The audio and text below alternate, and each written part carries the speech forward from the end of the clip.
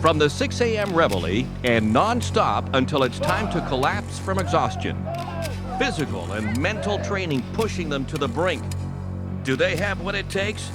These students think they do. Truth, Duty, Valour is at the Royal Military College in Kingston, Ontario, where these cadets start their lives in the military.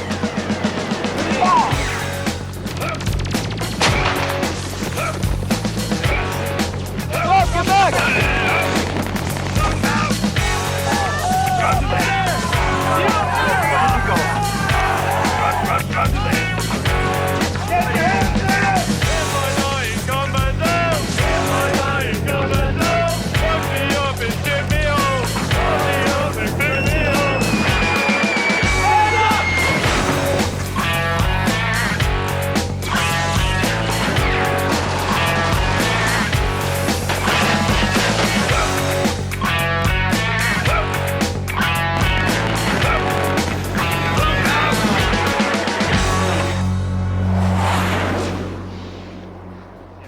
This is where it all begins. This is the Royal Military College in Kingston, Ontario. It is the only place in Canada where you can join the military and get a university degree at the same time. The first big difference is that if somebody comes here full-time undergraduate, the vast majority come here as regular officer training plan members. And the expectation is that they will have a program that leads to military service. So the first big difference is it's fully subsidized. They don't pay tuition, they don't pay for their books, they don't pay for their uniforms. They do draw pay, but there is also an expectation of service, which fortunately in the minds of most of them is really just a very good job that they get automatically on graduating. There are 10 squadrons of cadets who hope to complete their training and get fully accepted into RMC as first-year officer cadets. This week, we follow Tango Flight of Wolf Squadron as they face many challenges and obstacles in the final week of training. Let's go! It's a very challenging and demanding program, and it's not for everybody. So with this program, we sort out the people who have the leadership abilities and also the character to be able to sustain a stressful situation, which they will be put in if they go in theater for the defense of our country. So it is a rigorous program. I'm impressed on how they're handling all the stress and the activities that's put on them. The days are very full, the weeks are full, and it's a demanding program. I'm Sarah Dawn Drennan. I'm here at RMC to become a chemical engineer. They're looking for a specific type of person to go to RMC. I've noticed that a lot of people here are very similar in that respect. A lot of them have had very high grades, a lot of achievements. Like we were looking at other people's bibliographies concerning personal awards, academic awards, awards for citizenship, and just involvement overall. And plus, second language, any type of ability that you have in that is also considered.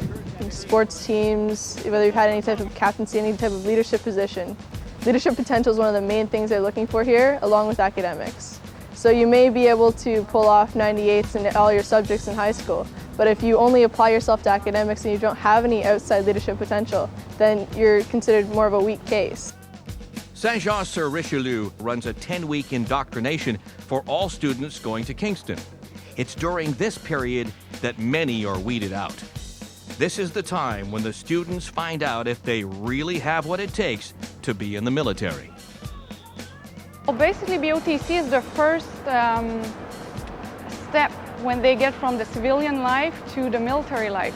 So it's basically taking somebody off the street in jeans, put a uniform on them, and teach them how to wear the uniform, how to walk, how to respect discipline, how to maintain a standard, how to manage their time so they can actually fit all the activities that's needed and to work as a team.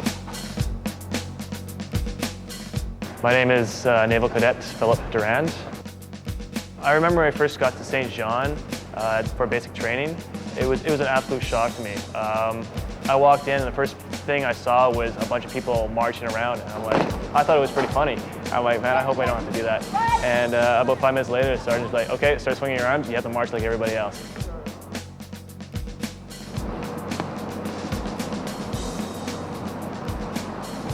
As soon as I got there, and they put us into military life, they abolished all our civilian habits, procrastination. Like, we had to be on top of everything. I was getting up at 4 o'clock in the morning, which is something I would never dream of doing before. So just the fact that they threw us right into the military training was an absolute shock. But as the weeks went by, you get used to it and it becomes a way of life. So now I can't even look back in my civilian life and think I slept until 10 o'clock. I can't remember the last time I did that anymore. From the basic officer training course that begins at the base in Saint-Jean, Quebec, the cadets finally go to the education mecca, the Royal Military College in Kingston, for a final 3 weeks of training. BOTCH, or the Basic Officer Training Course, does several things. It ensures the cadets learn the fundamentals of the military. It tests their stamina, endurance, and dedication, and gives them an introduction to a new world. If they make it through this, they officially become members of the Armed Forces, signing up for 4 years of free university education and at least 5 years of service after that in the Army, Navy, or Air Force. Next up on Truth, Duty, Valor, we see who has what it takes to make it. Stay with us.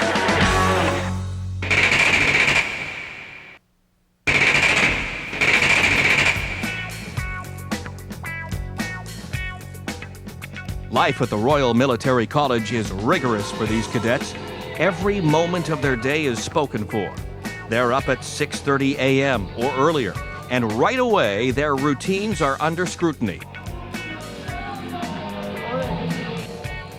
Senior students are assigned to lead the new cadets through the strict requirements of life at RMC. They are there to guide them, but also to push the students to do their best all the time.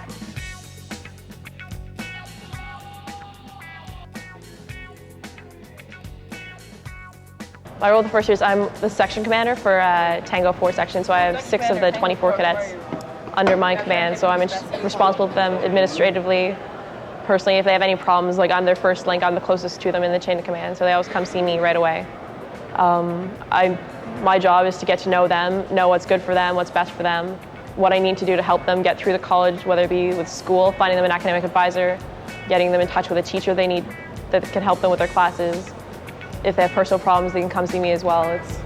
My job is to take care of them and make sure they get through their first year okay. But these students aren't even officially in the college yet. This is the last week of their training. To make sure they'll get in, Diane also has to check that they're meeting school standards. The loudest wake-up call courtesy of Ozzy Osbourne, and then the dreaded early morning inspection. Inspection is to help raise the standard to the minimum college standard here at the school. So my job during inspections is to make sure that they meet the proper standard, like the shirts are properly ironed, the creases come all the way to the tops of the sleeves, the boots are shone, the beds are made properly, and to make sure, and we have the section commander or the flight senior will follow us around during our inspections and mark everything down in notes, so that way they know what to improve on for the next inspection. So it's always in a constant state of improving on what you've previously done. So our first inspection they had was, we only just checked one thing. We checked their closets, or we checked the little medicine cabinet behind their mirror. So we start with one thing, then we eventually build up till we get the entire room. And then once we have the entire room, we just keep building until it reaches the best it can be. Dust on the boots. There was a time about a week ago when their bed standards had gone down drastically. They had started to improve, and then they kind of plateaued and started to decline. So we really had to, I don't want to say break them, but we really had to show them what was wrong and totally take the bed apart, like head to foot, because it was completely wrong. So it is necessary at times, but we don't do it unless there's a reason to do it. The floors hold this. We're like, okay, there's nothing they can touch, and they walk in and they trash a room, sometimes for no reasons. Like, they're like, okay, it's a millimeter off, your bed's a millimeter off. They literally like ripped your bed out. Sometimes they'll like, there's one point where one of our comsects just ran into 12 different rooms and picked up the mattress and threw it down the hallway. And he's like, you got 5 minutes to make your bed again. And you're like, but I did. And it's times like that, I don't know, the inspections never did appealed to me. So, but when you do get a good inspection, it feels really good because you know you've actually accomplished something.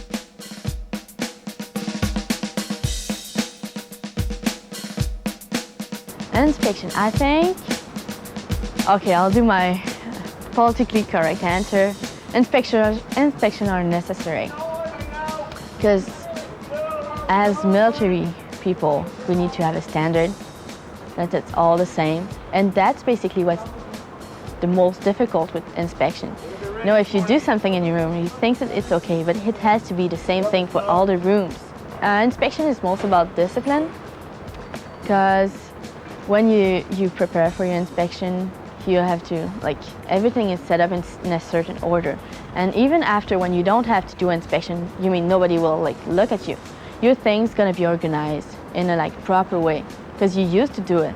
You used to go in the morning and like pick up your laundry and put it in your laundry bag and be sure everything is okay before you leave. So even after, when you don't have any inspection, you're still doing it, and it's a really good habit to have. One pace step forward, march. There's some white scuff or dirt on the front of you. Make sure it's blackened. You got some dust or dirt all over your boots, Miss Sweet. Look down. Right there. All those dust and dirts.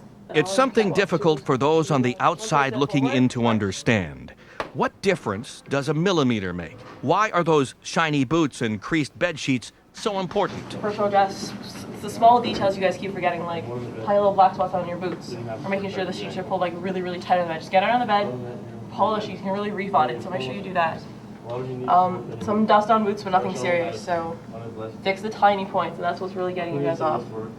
I can understand why we have so many inspections and why they can last up to 3 hours, going over the most minute details, because as officers we have a lot of responsibility, and we're going to have to look after something that is so massive, and our rooms is just a small fraction of what we're going to be responsible for, and the amount of detail that we have to put into it. Like, okay, sure, it might seem silly now that our t-shirts have to be folded 8x8 and our folds in our bed have to be so precise, but if we're dealing with technology and people, if we're off by like a few meters, it could come to either destroying the enemy or destroying ourselves. So we have to be precise. Mastering the inspections is only one part of the student's test for basic officer training. When Truth Duty Valor returns, the cadets talk about some other challenges.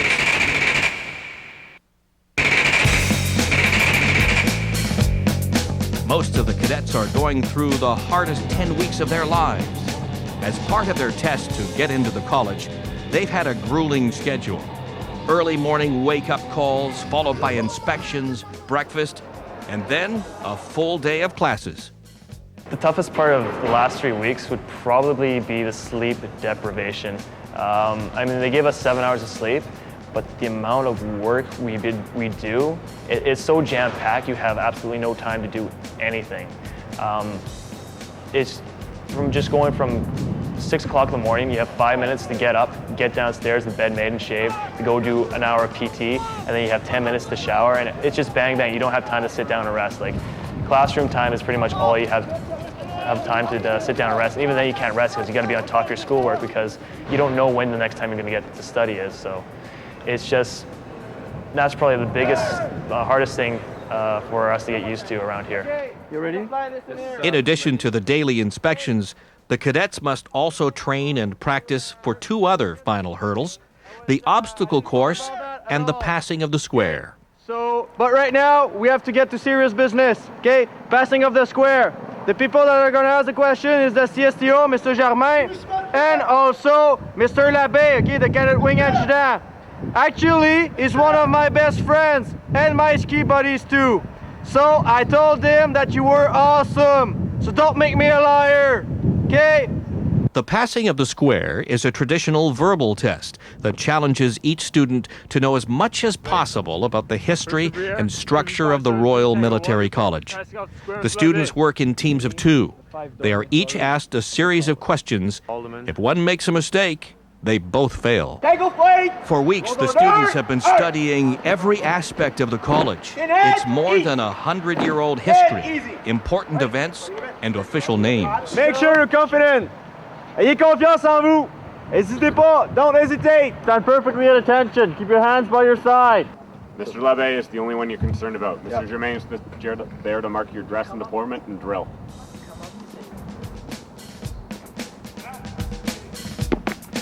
Un des plans 2, 3, 6, 5, Tango 1. Prêt pour la passing of the square, Monsieur Germain.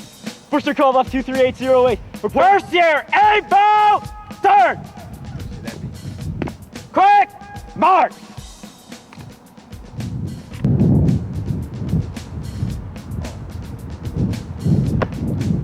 First year Conley 23741, Tango 2, reporting for passing off the square.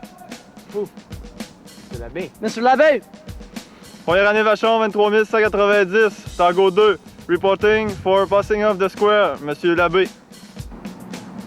What is the name of the Director of Cadet, the Chief Warrant Officer, and the Drill Sergeant Major?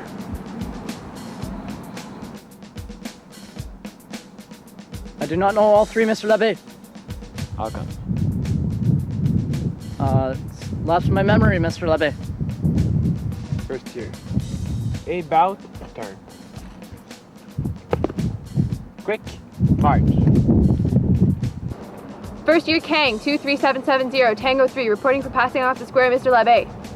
First year Bowie 23728, Tango 3, reporting for passing off the square, Mr. Labbe.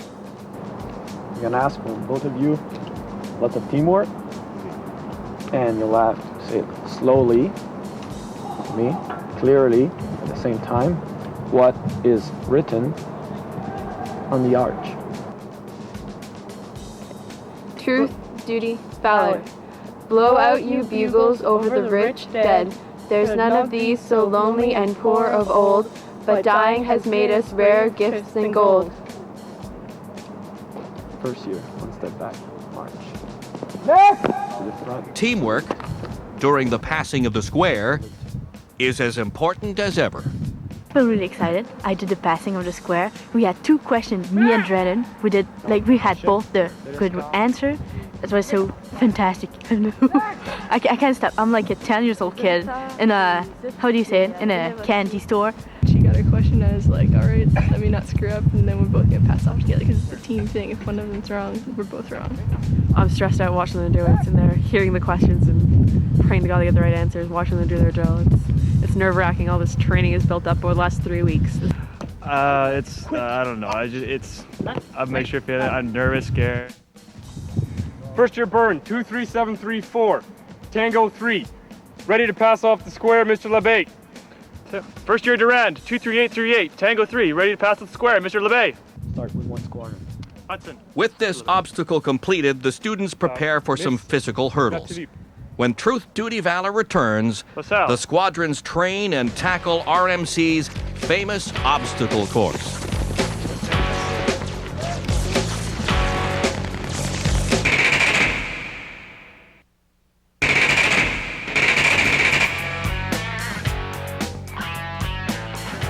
The obstacle course represents a test and on completion of that test, acceptance into the cadet wing. So while they work in small groups within their squadrons to get ready for the obstacle course, they really don't join their squadron until they've shown themselves capable of accepting the physical rigors represented by the obstacle course, and then their badge the next day on parade with the badge of the Royal Military College, signifying full acceptance into the cadet wing.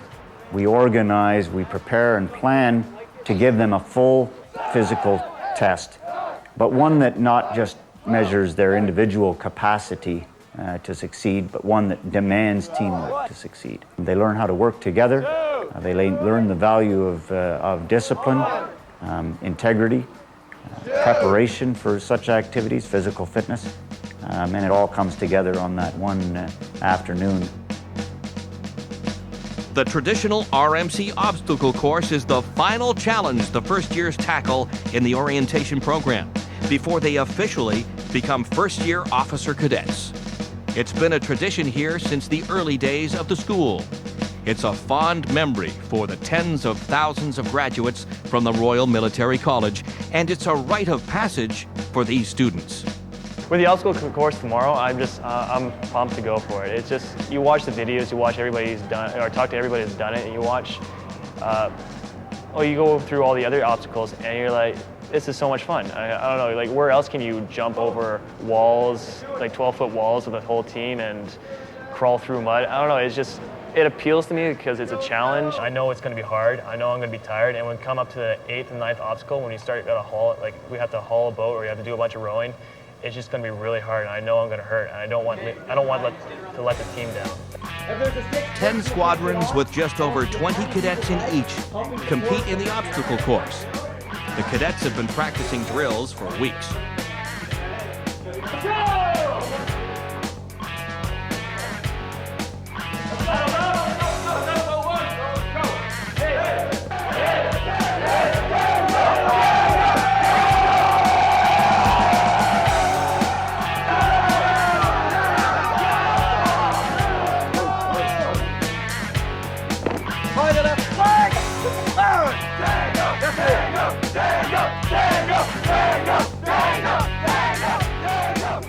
The obstacle course is conducted as a race. Teams leave the first obstacle, the tire push, in intervals of 10 minutes. They have second-year guides carrying squadron flags to lead them to each obstacle. To complete the course, they need to work effectively as a member of a team. They need strength, obviously, but they also need stamina, and finally, they need integrity.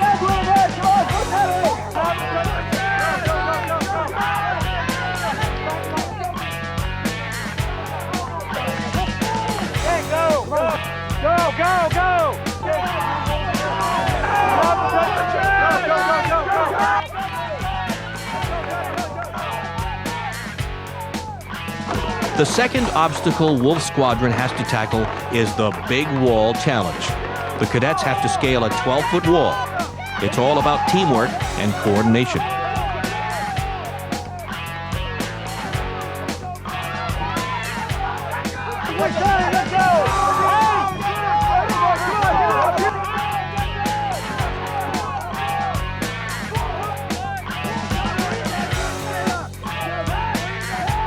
In the hydro pole sit-up, the cadets crawl under wire and through mud. Next, the challenge is to work as a team to complete 10 full sit-ups with the enormous weight of a hydro pole in their laps.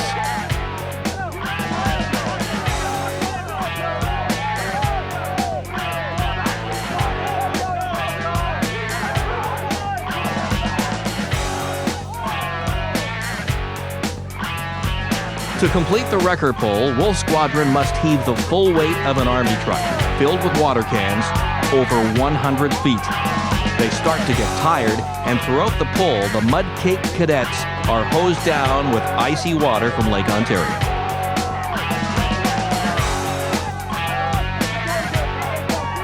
Now they must sprint a kilometer to the next obstacle, the Lumberjack Challenge. The squadron breaks up into teams, and their objective is to carry the huge logs through and under the maze.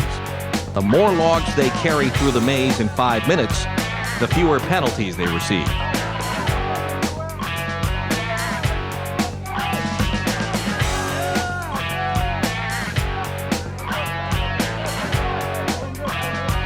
The combat withdrawal consists of crawling under and around a series of obstacles while hauling weapons. That's followed by the fireman's carry with your buddy on your back. This is a physically brutal and painful obstacle.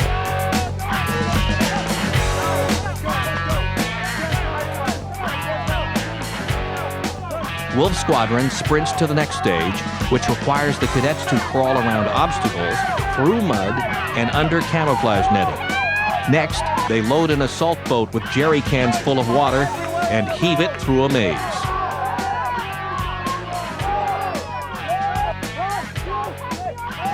Now it's time to dash to the edge of Lake Ontario and the assault boat race. Again, working as a team, they must paddle the assault boats out and around a buoy. Total teamwork is a must for this obstacle, or they fail.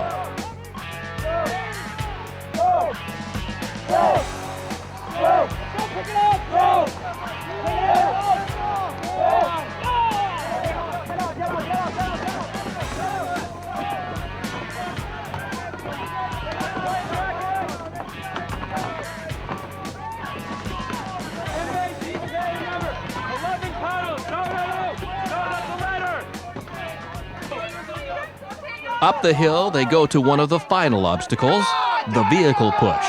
This time, they don't pull a heavy Army truck. Instead, they push it. Push it in relays for over 100 feet on the soft grass of the college soccer field. Their last obstacle is probably the most demanding. They're tired and exhausted, but in order to finish, they must carry heavy jerry cans full of water twice the entire length of the parade square. We're almost there. You're going great, you're going great. Heavy, but you're stronger than it is heavy. And you got a little bit longer. Remember the dimensions of the parade square? 169 by 80. Wolf Squadron has crossed the finish line. And now, it's just a quick sprint to ring the bell, which signals the successful completion of the obstacle course. 2, 3. I got the biggest headache. I'm sore all over. You know what? I did it. It's done. I feel great. I think we all feel great. It was absolutely amazing. It's done, and I don't know. You can't even describe it anymore. It's just, wow. How do you think you placed? Well, I know we did good. Best in the wall, number 1 in the wall. That's something to be damn proud of. So, but we'll see. The other teams, I know the other flights are damn good too. So, I went to a couple of basic with a couple of them. So I know they're pretty good. But we'll see. I'm pretty sure we were up there. How was the teamwork? Teamwork was amazing. I mean, everybody looked up for everybody else, and that's how you got to play the game, right? So it was. I can't even describe it. It was just absolutely amazing. Wolf Squadron, along with the other 9 groups, finished the course in less than an hour. Although the obstacle course is a race, it isn't intended to pit the students against each other. Instead, it's supposed to teach them about bonding, about strength in numbers in the face of life's challenges. For at least one cadet, this lesson is bittersweet. 18-year-old Sarah Drennan couldn't run the course. She's an exception to the rule that all students must complete the course in order to get into the college. An old running injury prevented her from taking part, so she encouraged her team from the sidelines. Great! Great, tired. Really, really tired. I am emphatically tired. Yeah, she cheered for like all of us so much. Oh my God, she helped us out with the life jacket and all that stuff. We couldn't do it without her. Even if she didn't run, she helped us a lot. You were running the field near the end there. How do you push it through? Oh, as much as you can. Like 100% and 200%, 300% if you can. Just have to keep going. That's all that matters. How do you feel for your roommate? I think you did an amazing job, and I'm proud to share Foxhole with you if it ever happens. It's all good. Very proud of her. Very proud. I know that she would like to have run alongside the kids today, but she had to think about the rest of her career as well, not just this today. It was really good seeing everything that we've been working on for the last 3 weeks all finally come together. Like they've been practicing it on the mattresses in the hallways, and you could tell the coordination they had. They just went around perfect little corners all the way around the boys. It was awesome. Just great. It's weird seeing it from the other side after having done first year fly up and now being in charge of it. It's definitely a different perspective. With the obstacle course behind them, the students can look forward to the badging ceremony. They officially become part of the school when Truth, Duty, Valor returns.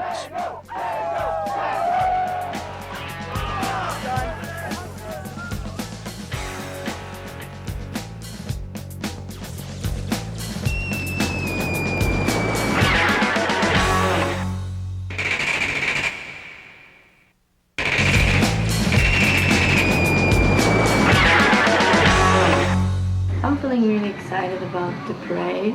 I think it's gonna be awesome, and I'm also really proud of doing all the obstacle course, and I think we did really, really well. What happened to your arms? Actually, I've been crawling and over the beam and all that stuff. It's just happened. I have those roots everywhere on my body. It's a big step to do. That's the beginning of 4 years of hard study and training, and I think it's gonna be really fun. I have trouble speaking right now. I think I yelled too much yesterday. I wanted to cheer so much, and now I can't talk anymore. I hope so. It's the day after the obstacle course, which means basic officer training is nearing its end. Though they are tired and sore, the day has finally arrived for the cadets to be badged.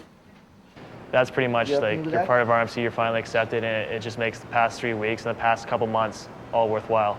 Because pretty much this past few months, ever since I left my hometown of Terrace, this is what it's been leading up to, is this badging ceremony and becoming part of RMC, part of the cadet wing. So Badging is a bit of a misnomer. They won't actually receive badges. Instead, they're getting belt clips with the official school insignia. It's incredibly hard. Out of thousands of applicants, only 240 of us made it here. So it was a lot of good people didn't get accepted, and I had to fight my way to the top. And I'm quite surprised that I made it here too. So I'm extremely happy that I made it here. So the fact that I made it here, I'm quite proud of that and quite happy with it. So, and it's just, I don't know, you have to want it. Like, a lot of people dropped out of basic training because they got here, but in the end they just didn't want it enough. You have to want to do this. Like, when the going gets tough, there's a couple times I was stuck out in the field, pouring rain, soaking wet. The night before, I slept in a soaking wet sleeping bag. Clothes were no dry clothes or anything, and you look around, you're like, this is hell. I want to die right now, just curl up in a little ball. But the fact that if you want it bad enough, you just keep on going, and that's what life in the military is. It's just, you have to want it, you have to keep on going, you have to push through the hard stuff and to make it to the good stuff. The good stuff includes getting into the first uniform of their military careers. Well, this is what we call a number 4 at the college, at the pillbox. Gators, as you can see on the bottom here. Nice beasts. And our parade belts, the ceremonial belts, the gold buckle, the white. Normally we have this buckle on, but since we're not part of the college yet, we don't get to wear any insignias of the college, so that's what the whole parade today is for. So after the parade, you can wear the insignia? Yep. On the parade, we're going to receive insignia from class of 50 years ago. They're just going to go around and give us insignias, and then we can wear it. We're part of the college officially. Got a lot of different uniform bits to put on, all of them interlocked to make something that looks really cool. But you miss one little detail and it's awful. This right here is a pillbox, which is also known as a monkey hat that nobody likes, but we have to wear it. White gloves, white belts. We have our number 4s here, some nice buttons. Right now we don't have a buckle on our belt because we're not actually part of the college yet, but eventually we'll have a nice little RMC buckle. The pants with the gaiters on. We have gator weights in here. Paid $20 for little things to hold our pants down. Not cool, but actually it looks alright. Nice boots. They're not that shiny, but you know, I'll work on them. Maybe you got some work to do. A little bit. It's almost time though. Got words to marches and stuff in here. Does everyone do that? A lot of people do. Some people don't have it in there yet. I guess some people take them out when they return their hats. So would you take your hat off and look at it beforehand? Apparently sometimes when they're singing they actually have their hats off so you can just read it. The students are meticulous in their preparations for the day's ceremony. Excellent. It's all about that. Yeah, sure. No, that's what you guys. Beautiful. Voila. Thank you. All right, hurry up, downstairs, let's go. Off to the battle. In fact, even a celebration like this involved preparation and practice, with the Brigadier General reviewing the lines and making sure everything was exact.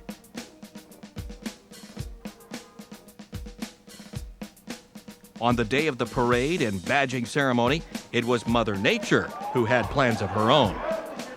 A downpour prevented the traditional parade in the square, and the venue was changed to the auditorium.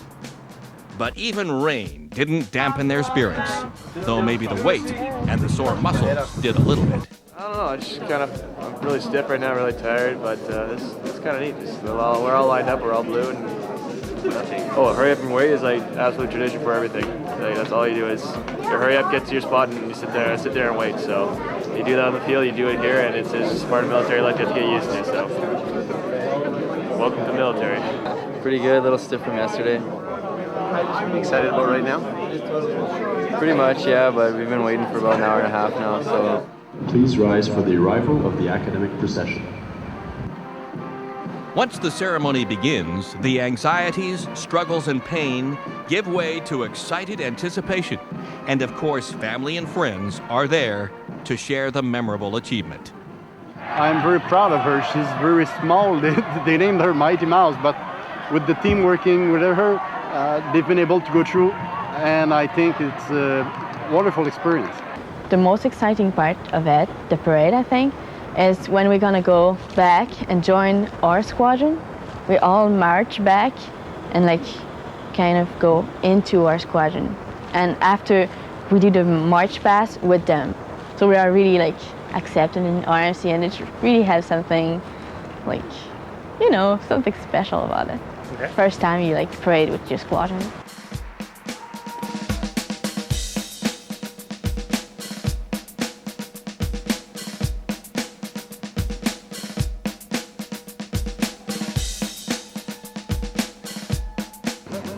Your name? Philip Durand.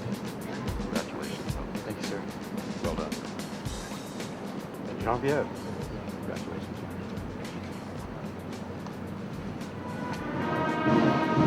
Hi. Good day, sir. How are you? Good. What's your name? Sarah Drummond. Hi. London, Ontario. London? My hometown. Really? Yes, I went to Beck. I don't know whether Sarah Beck is still there. Whether it's gone. Doesn't sound too familiar. Oh, okay. Good. Well, congratulations. Well, Thank you very much, sir. Thank you very much, sir. enjoy. When Truth, Duty, Valor returns, we tell you about the one thing that makes these students most successful. Stay with us.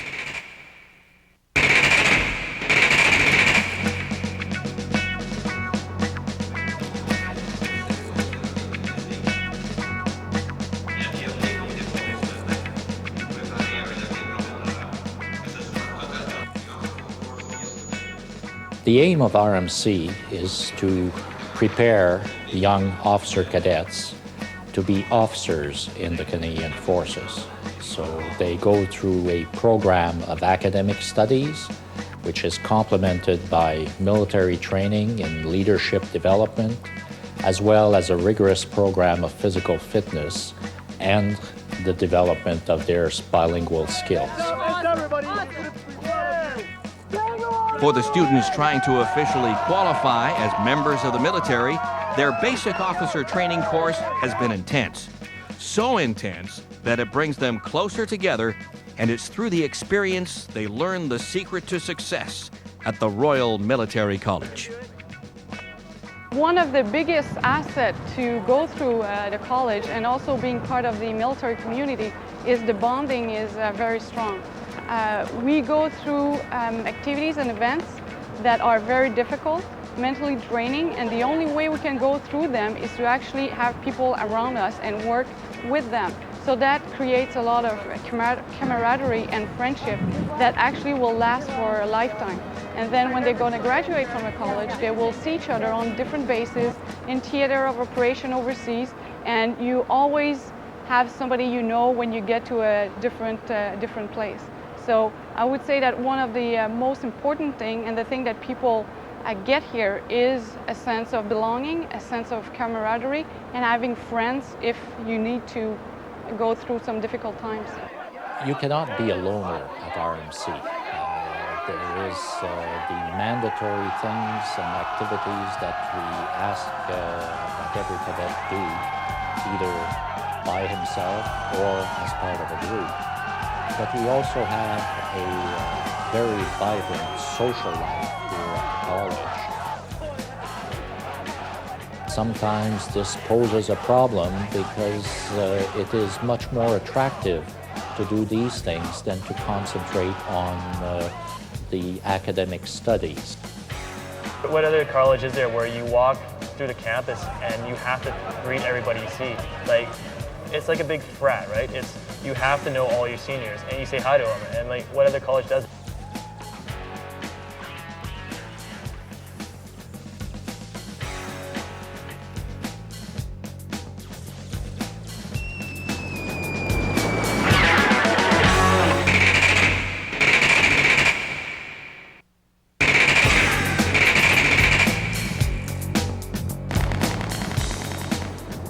I went to university last year, and I walked through the campus. I didn't know anybody, nobody knew me, and you're one man alone. Here, you're actually somebody important that everybody looks out for, and it's just a whole friendship thing that you get the whole entire college together as one big group. It's absolutely amazing. So that's one of the best things I like about RMC. And the friendships are strengthened by sharing experiences not many people will have in their lifetimes. For example, after the badging ceremony, one of the squadrons had their own initiation.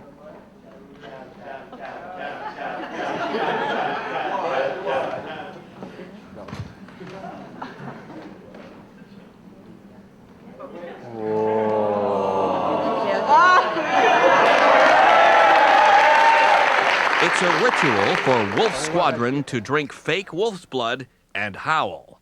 Some of them are better than others.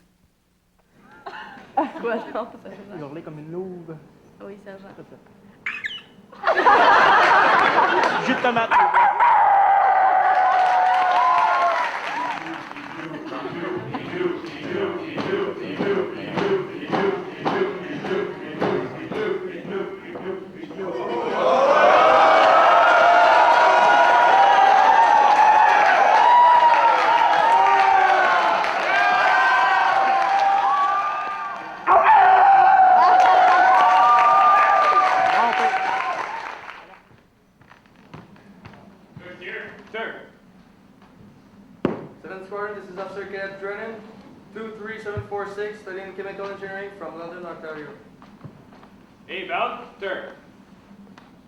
Quick, mark.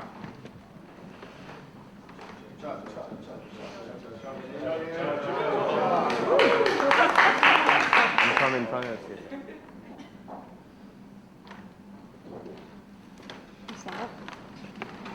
Mr. Drennan, we're very proud of the work you did during FYOP.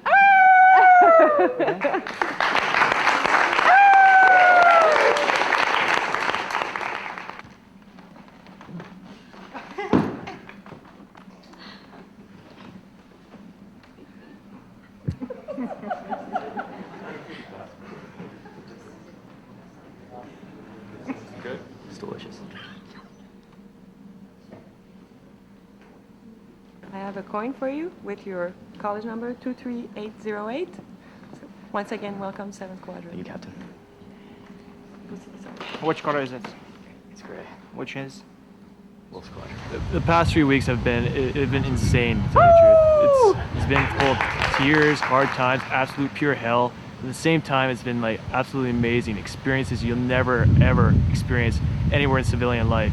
It's definitely not for everybody. I mean, we work so hard, we bust our butts, and in the end they come in and they tear everything up, they trash your spirits, they throw you in the ground, and what they want you to do is to get back up again and keep on going. And that's the whole point. That's what they're trying to do to us.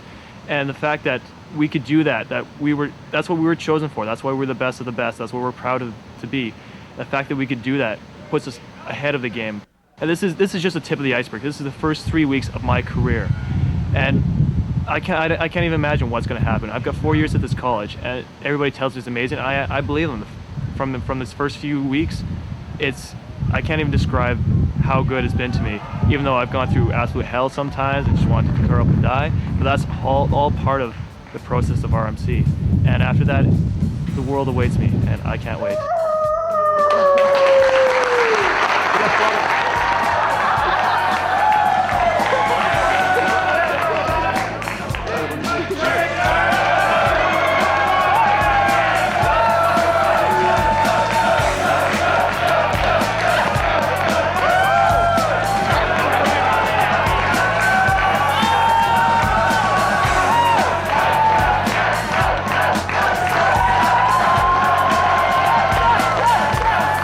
Join us next time for another episode of Truth, Duty, Valor. Go. Hey, Mom. Hi, Mom. To annihilation! Kick some ass, let's go! Here we go, this one's ours! Tango flight! That's how we roll! Tango Flight's gonna win this battle. Tango flight, hey, Mom! Tango's the best! Tango! Let's go, Tango! Ready to rock. Tango all the way! I hate dump trucks already. We rule! Tango! We gotta win! And that's the way that this becomes.